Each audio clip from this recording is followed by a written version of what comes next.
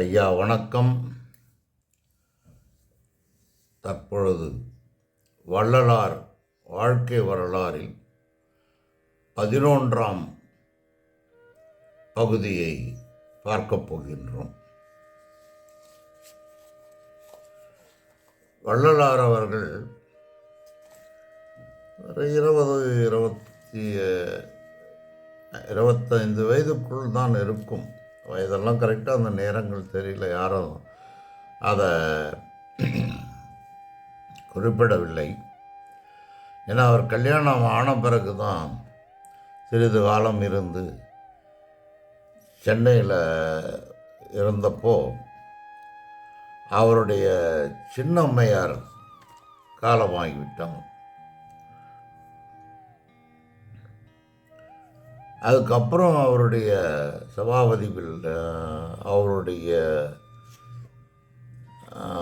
பரசுராம பிள்ளை, அவருடைய கணவன், அவர் உடலும் நலிந்து மனைவி இறந்துட்டா, அந்த நலிவுற்றார். ஆனால் அவருக்கு ஒரு ஆசை, சிதம்பரம் நடராஜரை பார்க்கணும்.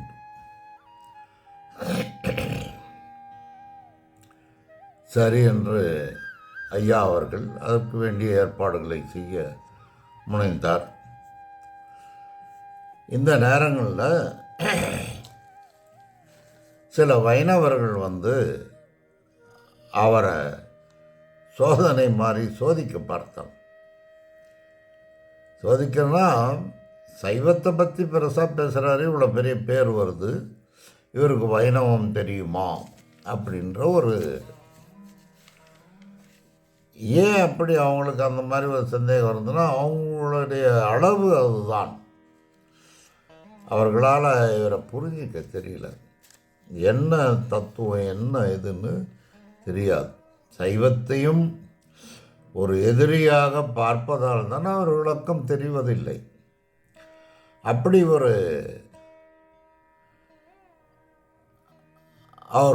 அவரை நாடி ஏதாவது ஒரு அறம்பொருளை பற்றி எடுத்துரைக்க கேட்டனர்.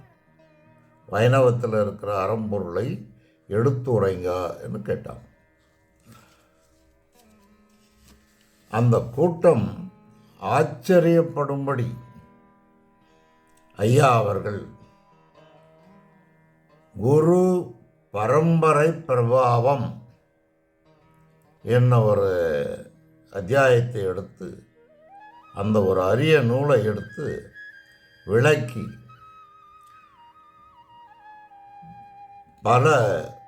பல வகையான வைணவ பிரபந்தங்கள் இருக்கு இல்லையா, அந்த பிரபந்தங்களில் உள்ளதை சொன்னதை மேற்கோளுடன் எடுத்துரைத்தார். எவ்வளோ ஆழமாக போயிட்டார் பாருங்க. எடுத்துரைத்து அவர்களை களிப்படைய செய்தார், சந்தோஷப்படுத்தினார். அவர்கள் எண்ணத்தை மாற்றிக்கொண்டனர். ஐயா அவருக்கு இவ்வளவு தெரியுமான். இதில் என்னன்னு பார்த்தீங்கன்னா, அவர்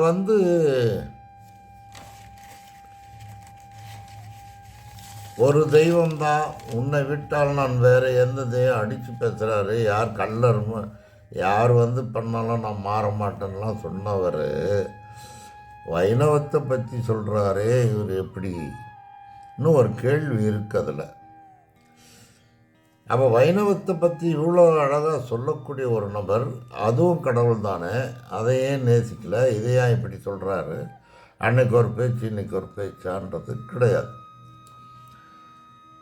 அதுதான் சைவத்தின் மகிமை. சைவம் என்றால் என்ன என்பதை முழுமையாக புரிந்தவர்களுக்கு தான் அது தெரியும். இந்த சைவத்துக்குள் தான் எல்லாமே ஒளிந்திருக்கிறது. கெட்டதும் சரி, நல்லதும் சரி, இவ்வுலகில் உள்ள அத்தனையும் அது உள்ள இருக்கிறது. அதுக்கு மீறி, அதுக்கு தெரியாமல், அதனுடைய வளைவத்துக்குள் இல்லாமல் வேறு எந்த பொருளும், எந்த மதமும், எந்த இதுவும் கிடையாது. எல்லாம் அதற்குள்ளே சுழன்று கொண்டு இருக்கிறது. சைவத்தை உணர்ந்தவன் அதை எப்போ வேணாலும் எடுத்து உரைக்க முடியும். என்னன்னு கேட்டிங்கன்னா உரைக்க முடியும்.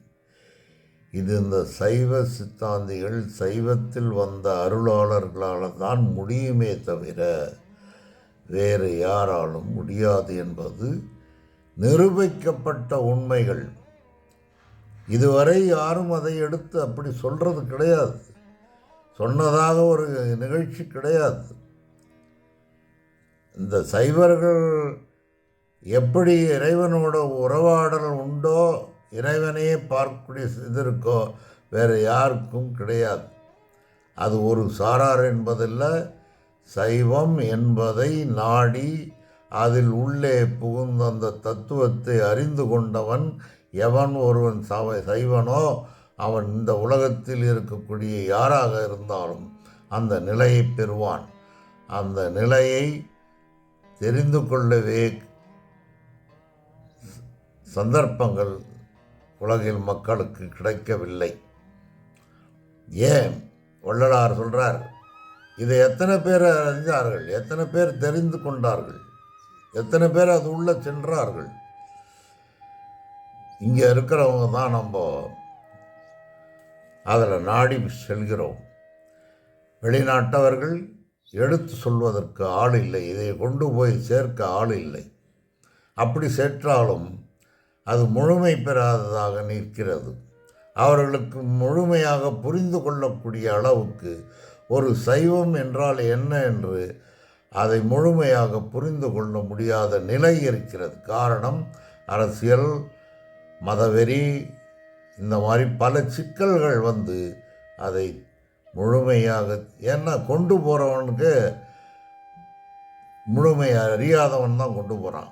அப்படி தவறி எவனோ ஒருவன் கொண்டு போனாலும் அதை முழுமையாக ஏற்று மக்களுக்கு வெளிப்படுத்த முடியாமல் பல சங்கடங்கள் குறுக்கே நிற்கிறது. முக்கியமாக உலகில் இந்து என்பதை பரப்புகிறார்கள். அந்த இந்து இந்து இந்துன்னு சொல்லி இந்த சைவத்தை மறைக்க பார்ப்பதால் நிறைய ஃபாரினர்ஸ் கூட பார்த்திங்கன்னா ஹரே ராம் ஹரே கிருஷ்ணா குதிக்கிறான். ஏன்னா இந்துவை புகுத்துறானுங்க. இது சைவம் தான் போகுது, சைவத்தை காட்டணும், சைவம் பரவுது. அவன் பரவத்துக்குள்ளே இந்த இந்துவை உள்ள சொல்லி ஹரே ராமா ஹரே கிருஷ்ணா. அவனுக்கு என்னென்னு டான்ஸ் ஆடுறது, டான்ஸ் ஆடுறது, அந்த பாட்டு ஹரே கிருஷ்ணா ஹரே ராம் கையில் வச்சுக்கின்னு அது ஒரு சந்தோஷப்படுறான். எது பாடினாலும் எது ஆடினாலும் சந்தோஷம் தானே. நீங்கள் கூத்தாடினா சந்தோஷம், தெய்வீகத்தை பக்தியோட ஆடினாலும் ஒன்று தான் சாதாரணம். இன்பம் சந்தோஷப்படுறதுன்னு ஒன்றாகிப்போச்சு. அதில் அவன் மூழ்கிட்டு போகிறான். ஆனால் அப்படி மாற்றப்படுகிறார்கள், தடுக்கப்படுகிறார்கள், முழுமையாக செல்வதில்லை. இது சாதாரண விஷயம். இதில் ஒன்றும் பெரிய நுணுக்கங்கள் கிடையாது. சாதாரணமாக ஒரே ஒரு ஃபார்முலா, அதை புரிந்து கொண்டால் உலகத்தையே உன்னால் புரிந்து கொள்ள முடியும். இதை யாருடைய சார்பு, எனது உனது என்ற போட்டியும் மதவெறியும் இல்லாமல் உலகத்துக்கு தெளிவுபடுத்தினால் உலக மக்கள் ஐயா விரும்பியது போல் எல்லோரும் அருள் கொண்டு ஞானம் பெற்று அந்த உணர்விலே புகுவர். எங்கேயோ ஒருத்தர் புகுறதை விட அதுதான். அப்படி வைணவன்னா அதுக்குள்ளே போய் பார்த்துறாரு, அது தெரியுது. அந்த ஏடை எடுப்பா, என்ன வேணும் அந்த பேஜில், அந்த பேஜை தர அதுபடி அதில் இருந்து சொல்லு அப்படின்ற மாதிரி. ஒரு மளிகைகளில் போனால் எல்லாமே இருக்குது. காரம் அவன் என்ன உனப்பான், மிளகா வேணுமா, அந்த மிளகா எடுத்து கொடுத்துட்றான், தனியாக எடுத்து அந்த மாதிரி எடுத்து கொடுக்குறது தான் அதெல்லாம். அவர் வைணவத்தை சொன்னதுனால வைணவம் வந்து இருக்குது, அதில் இருக்கிற கருத்துக்களை எடுத்து சொல்லிட்டார். ஆனால் நீ அதை ஃபாலோ பண்ணால் ஒரு நிலைக்கு தான் போக முடியாது. ஒரு ஒன்று சுத்தப்படுத்தி நிற்கலாம், ஆனால் அந்த மனம் இறைவன் உள்ளே வந்து குருவாகி உன்னை எட்டும் போகிறது சைவ நெறி ஒன்று தான். அந்த சைவ குரு வந்து உள்ளே பூந்து உன்னை எட்டும் போகிறதுக்கு பல வழிகள் உண்டு. பல மதங்களுடைய கோட்பாடுகளும் ஏற்கத்தக்கது தான். ஆனால் அதில் யாருமே நிற்பதில்லை. அவர்கள் சொல்லும் அந்த செயலும் மதவெறியாகவும் தனதை உயர்த்தி பிடிக்க மற்றதை மட்டம் தட்ட இதுவே பொழுது போதும். காலமே இப்படி தள்ளிட்டு போகிறான். அதை விட்டுட்டு தான் என்னமோ எடுத்தோம். இதான் நம்ம சைவத்தில் நான் சொன்ன ஒரு கல்லை எடுத்து வச்சுட்டு அதுக்கு கடவுள்னு நம்பி நீ தினம் பூஜை பண்ணியிருந்தாவே அது ஒன்று காட்டிட்டோம். அந்த கல் ஒரு நாளைக்கு பேச ஆரம்பிக்கணும். அந்த ஒரு தத்துவம் நம்மக்கிட்ட இருக்குது. அது சாதாரண இது தான். ஸ்கூலில் படிக்கிற மாதிரி தான் அதெல்லாம் படிப்பு. அப்படி சொல்லி கொடுத்துருக்காங்க. நமக்கு வழிமுறைகள் சொல்லிட்டோம் நம்ம ஏற்கனவே. அப்படி தான் இந்த பல முறைகள். எந்த ஸ்கூலில் படித்தேன்னாப்பா, கடைசி பிஹெச்டி பண்ணும்போது ஒரு சப்ஜெக்ட் தானே. நீ ஹிஸ்ட்ரி பண்ணுற அது பண்ணுறன்னா தத்துவம்னு அங்கே போகும்போது கடைசி நிலையாவது தானே. சயின்டிஸ்ட் ஆகணும்னு என்ன பண்ணுவேன், அந்த இடத்துல வரணும். அப்போது இருக்கிற ஸ்கூலுங்க தான் வந்து. ஆனால் படிப்பு ஒன்று தானே. நீ அதை படித்து என்ன ஒன்று ஊரை சுற்றின்னு இப்படி சுற்றின்னு வரும், இது நேராக வரும். சைவத்திலே போனீங்கன்னா நேர்நிலை ஸ்ட்ரைட். மற்றெல்லாம் பல சைடில் வந்து அதில் இதில் மோதிக்கின்னு வந்து அந்த நம்மளுடைய தெருவில் வந்து அவங்க கனெக்ட் ஆவாங்க. இதுதான். அதனால் வைணவத்தை பற்றி அவர் எடுத்துரைத்தார், அவ்வளோதான். எது கேட்டாலும் அது சொல்வார். இப்படி போகிற காலத்தில் அவருடைய சின்னம்மையார் காலமானார். அவருடைய பரசுராம பிள்ளை அவருடைய கணவனார் இவருடைய சித்தப்பார் நினைக்கிறேன். சித்தப்பார் இல்லை, அண்ணன் அவர் சிதம்பரம் பார்க்கணுன்னு அவரை சிதம்பரத்துக்கு கொண்டு போகிறதுக்கு அதுதான் முதல் முறையாக வள்ளல் பெருமான் சிதம்பரம் போகிறார். அந்த காலத்தில் அவர் காலத்தில் ட்ரெயின் பஸ்ஸு இதெல்லாம் கிடையாது. ட்ரெயின் கண்டுபிடிச்சா போனான்னு ஒன்று இருந்தாலும் பஸ்ஸு ஓட்டம் இருக்கலான்னா அவ்வளோ பேர் ஊருக்கு மாறி மாறி போகிறது. இப்போ போகிற மாதிரி நிறையா ஜனங்க நடமாட்டங்கள் கிடையாது. ஒரு ஊரில் அவங்க இருந்துக்குவாங்க.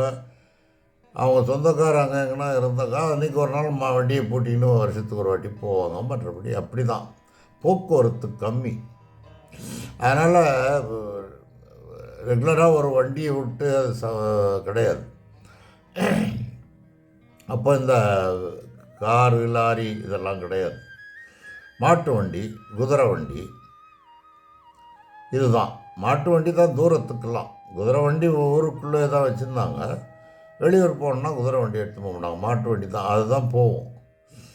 அதுக்கு ஒரு கட்டை வண்டி மாதிரி வச்சுட்டு வைக்கோலுங்கெல்லாம் போட்டு சேர்த்திட்டு அப்படியே பாட்டுக்கு போவோம். இவங்க பாட்டுக்கு தூங்குவாங்க, அது பாட்டுக்கு போவோம். அந்த மாதிரிலாம் இருந்தது. இப்போ நான் என்னுடைய சின்ன வயசுலேயே நான் அதெல்லாம் பார்த்துருக்கேன். ஊருங்கள்லேருந்து வரும்போதெல்லாம் எப்படி வருவாங்க. அப்படி அந்த காலத்தில் நிறைய நடந்து போவாங்க. நடந்து போகிறதுன்றது சர்வசாதாரண விஷயம். இப்போ நடக்கிறது வந்து கஷ்டம். இப்போ ஒரு 2 கிலோமீட்டர் 1 கிலோமீட்டர் கூட நடக்க முடியதில்லை. பசங்க நம்ம நடக்கிறதில்ல. ஒன்றும் வண்டி இருக்குது, எல்லாம் வண்டி தான். அந்த மாதிரி போயிட்டோம். நிறைய வளர்ச்சினால் அது மாதிரி. அப்போ நடந்து போகிறது சர்வசாதாரண விஷயம். இப்போது அந்த மாதிரி ஊருங்களுக்கு நடக்கணும்னா எதனா வேண்டுதலில் தான் போவான். திருவண்ணாமலை இங்கேருந்து நடந்து போவான், பழனிக்கு போவான், திருத்தணிக்கு போவான், அப்படி தான். மற்றபடி சாதாரணமாக நடந்து போகிறது கிடையாது.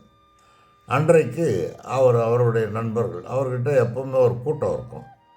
அந்த கூட்டம் வந்து இவர் சொல்கிறதில் இந்த மாதிரி இருக்குது, நான் சிதம்பரம் போகலான்னு இருக்கும்போது அவரை விட்டு பிரியமில்லாத சில நபர்கள் அவரோடவே இருந்தாங்க.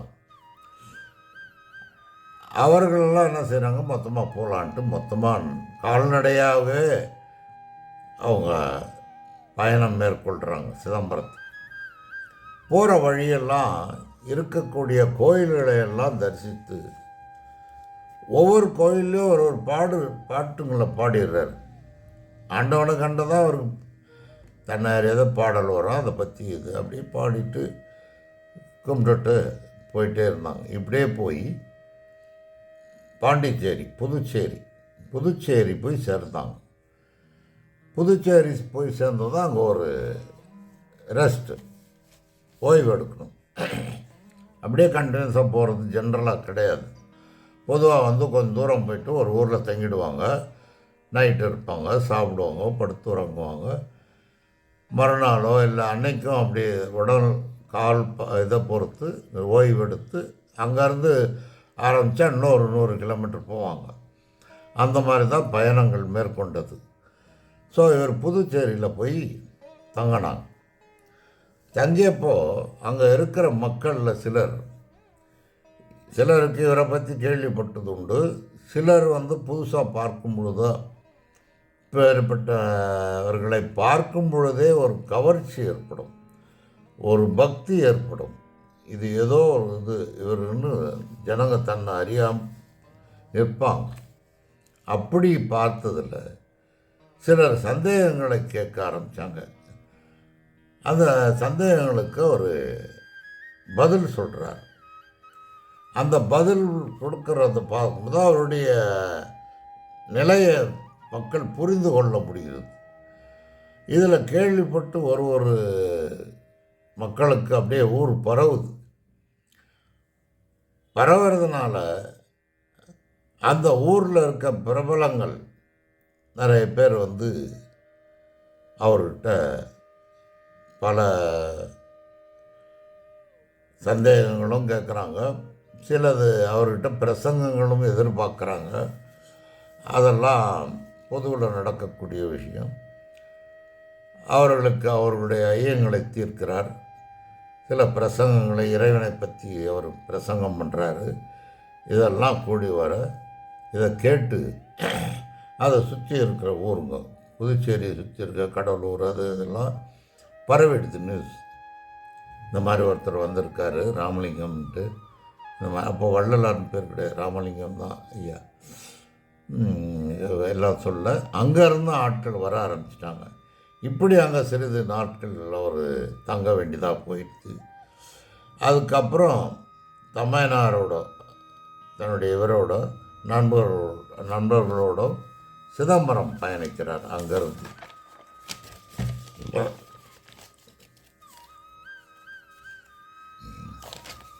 சிதம்பரம் போயிட்டு சிற்சபேசன் அவர் சொல்கிறது, நடராஜரை சிற்சபேசனை தரிசிக்கிறார். ஆனந்த கண்ணீர் பற்பல பாக்களை பாடி ஆடி துதித்து அவர், அதாவது நம்ம பார்க்கலாம் சிலர் ஆடி அந்த கூத்து கொண்டாட்டம் இருக்க, அந்த மெய் மறந்து போனால் தன்னால் ஆடத்தான் செய்யும். அந்த மாதிரி ஒரு ஆட்டம் அவர் ஆடுறார். அந்த ஆனந்த பெருக்கில் பரவசம் அடைந்தார். அதுக்கப்புறம் அந்த நடராஜரை பார்த்த பிறகு அந்த ஊரை சுற்றி நிறைய கோயில்கள் இருக்குது.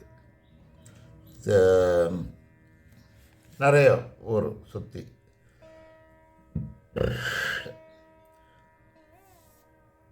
சீர்காழிலாம் பக்கத்துலேயே தான் இருக்குது. அந்த மாதிரி கோயில்களை சுற்றி அங்கெல்லாம் பாடல்களை பாடி, நிறைய பாடல்களை பாடி பரவசம் அடைந்து திரும்பவும் சிதம்பரம் வந்து ஆனந்த நடராஜரை தரிசனம் செய்து உளம் மகிழ்ந்து அதில் உளமகிழ்ந்து அதை கண்ணார கண்டு பார்த்தார். அங்கே அந்த நேரங்களில் தான் 4ஆம் திருமுறை இயற்றப்பட்டது. அவரோட அந்த தொழுவூர் வேலாயுதம் கூட பயணம் செய்வது உண்டு. ஏன்னா அவர் வந்த பிறகு தான் இந்த புத்தகங்களை தயார் பண்ண வேண்டியதாக. அவர்கிட்ட ப்ரெஸ் இருக்குது, அவர் ப்ரெஸ் வச்சுருக்காரு. அவர் தான் சொல்கிறார், நீங்கள் நிறைய இடத்துல பாடி அந்த பாடல்கள் காணாமல் போயிடுது, அதை நம்ம எழுத்து மூலிமா வச்சுக்க முடியல, நீங்கள் எங்கே பண்ணாலும் ஒரு பேப்பரில் எழுதி கொடுத்துடுங்க, நான் அதை சரி பண்ணி புத்தகங்களாக போடுறதுக்கு இதாக இருக்கும் அப்படின்னு சொன்ன பிறகு தான் ஐயா அவர்கள் சில பாடல்கள் சிலதெல்லாம் மிஸ் ஆகிடுது. எல்லாம் அந்த நேரத்தில் எழுத முடியாது. அவருடைய பக்தி மயத்தில் போய் அது உட்காந்து எழுதுறதில்ல. ஓய்வு நேரத்தில் எழுதி கொடுக்குறது தான் நம்ம கையில் கிடச்சிது. பாதி காணாமல் தான் போச்சு, பணம் அப்படியே போயிடுது. அப்படி எழுதி கொடுத்து இவர் தயார் பண்ணி அந்த நான்காம் திருமுறை அந்த நேரத்தில் தான் ஏற்பட்டது அருள் காலம். அப்படி அவர் அந்த சிதம்பரத்தில் தங்குறார். அவர் ஏன்னா அவர் சிதம்பரம் ரொம்ப பிடிச்ச இடம். இந்த தீட்சகர் இது இல்லைன்னா அந்த இடத்துலையே அவர் இன்னும் ஏதாவது சாதிச்சிருப்பார் அவர்களுடைய. ஆனால் இவரை கண்டு தீட்சகர்கள் அதிகமாக அவரை துன்புறுத்தலோ எதிர்ப்பதோ இல்லை. ஏன்னா இவருடைய சக்தி கிட்ட யாரும் நிற்க கஷ்டம். அப்புறம் சிதம்பரத்தில் தங்கிறதுக்கு வடக்கு வீதியில் ஒரு வீடு எடுத்து சில நாட்கள் தங்கியிருந்தார். அப்போது கிழக்கு சன்னதியில் ஒரு கோடாநல்லூர் சுந்தர சுவாமிகள்னு ஒருத்தர். அவரை பற்றி இவருக்கு எப்படி தெரியும் தெரியாது. இவங்கெல்லாம் யாரையும் பார்க்காம கூட எங்கெங்கே என்ன இருக்குது அப்படி சுற்றி பார்த்தா எங்கெங்கே நல்லது இருக்குது, இங்கேருந்து கெடுதல் இருக்குன்றது அந்த இதில் வந்துடும்.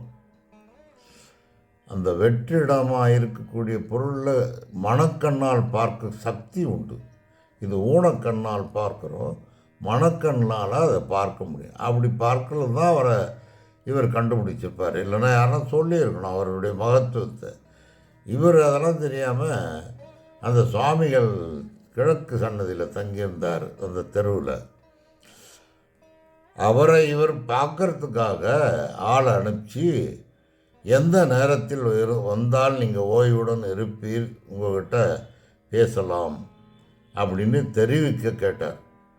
அவர் என்ன சொன்னார், அப்புறம்லாம் வர வேண்டாம், அவருக்கும் ஒரு அறிகுறி தெரியும் போல, அவரெல்லாம் இங்கே வர வேண்டாம், நானே வருகிறேன்ட்டு உடனே அவருடைய ஆட்கள் கூட இருப்பாங்க இல்லையா, அவங்களெல்லாம் இட்டுக்கிட்டு அவரே நண்பர்களுடன் இவர் இருக்கிற இடத்துக்கு வந்துட்டார். வந்துட்டு ரெண்டு பேரும் பார்த்ததுமே ஒருவருக்கு ஒருவர் மனம் ரொம்ப குளிர்ந்து கட்டி தொழும் நிலை. கட்டியெல்லாம் தொழுவ மாட்டார் வள்ளல் பெருமான். அவர் பாதத்தில் யாரும் விடக்கூடாது, அவர் யாரையும் தொட மாட்டார், அவரையும் யாரும் தொட முடியாது. அப்படி இருந்தவர் மனதால் அளவில் ஆனந்தம் கொண்டு பேச ஆரம்பிச்சு ஒருத்தர் சந்தேகங்களை கேட்டு, அவர் அந்த சாமிகள் இவர்கிட்ட நிறைய சந்தேகங்களை கேட்டுருக்காரு, அது விளக்கங்களை கொடுக்குறாரு. இப்படி 3 நாட்கள் அவங்க பிரியாமல் இதே பேசி ஆனந்தத்தில் இருந்தாங்க. அப்படி 3 நாட்கள். அதுக்கப்புறம் 2 பேரும் சேர்ந்து ஆலயங்களை போய் சுற்றுறது, நடராஜரை பார்க்கறது, கொஞ்ச நாள் வந்து ரூமில் உட்காந்துக்கின்னு பேசுறது, கொஞ்ச நாள் இப்படி மாற்றங்கள் போயிட்டு வர்றது, இப்படி ஞான விஷயங்களை பேசுறது, இப்படி 3 நாட்களும் காலத்தை செலவழித்தனர். அப்புறம் சாமிகளுக்கு ஐயா மீது அளவு கடந்த அன்பு பக்தியும் வந்துடுச்சு. ஏன்னா அவருடைய சொன்னது போனது எல்லாம் கேட்டு அவர் ஒரு நிலையில் இருக்கார். அந்த நிலையை விட பேரானந்த நிலையில் இவர் இருக்கிறதுனால அதெல்லாம் கேட்டதுமே அவர் கடவுளே வந்த மாதிரி ஒரு தெம்பில் பெரிய பக்தி உண்டாச்சு. பெருமானார் இயற்றிய மகாதேவ மாலை, இவர் மகாதேவ மாலை ஒன்று இயற்றினார். இது போன்ற பல இயற்றி இருப்பதை கேட்டு, இதெல்லாம் அவர் கேட்டு அதிக பக்தியும் உண்டாயிடுச்சு. இதெல்லாம் இயற்கையில் வந்து இவர் பண்ணாரா அப்படின்ட்டு பெரிய பக்தி அவர் மேலே தன் அறியாத ஒரு நிலை ஏற்பட்டது. அப்புறம் அவர் விடை பெற்று சென்றார். நான் போயிட்டு வரேன், பிரிய முடியாமல் அவரை விட்டு சென்றார்.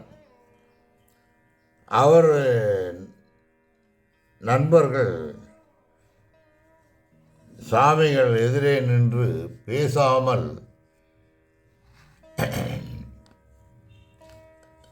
அப்படியே நிற்கிறார். இவர் எதுவுமே பேசல. அவர் போனதும் அப்படியே பார்த்துக்கிட்டு நிற்கும் பொழுதோ கூட இருந்தோம் கேட்குறாங்க, என்ன ஐயா, என்ன நினைக்கிறீங்க, பேசாமல் ஏன் இப்படியே நிற்கிறீங்க அப்படின்னு. அவர் தலை ஆட்டுறார்.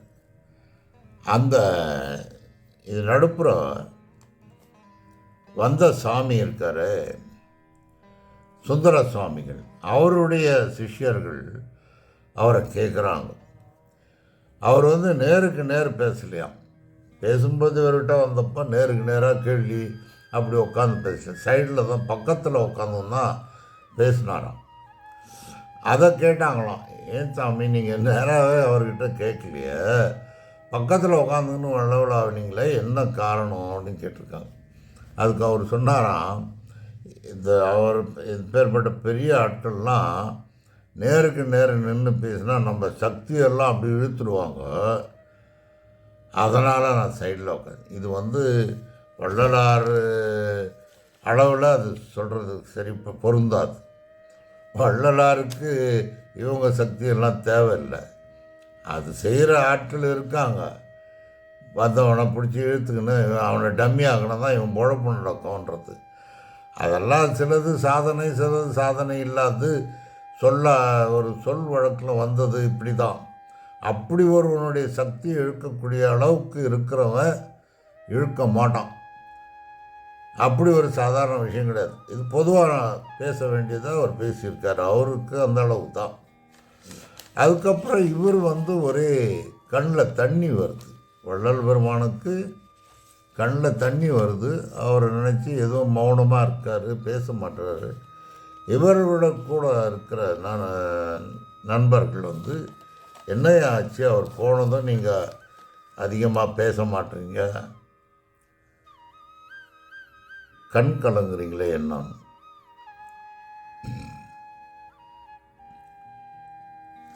அப்போது அவர் சொல்கிறார்,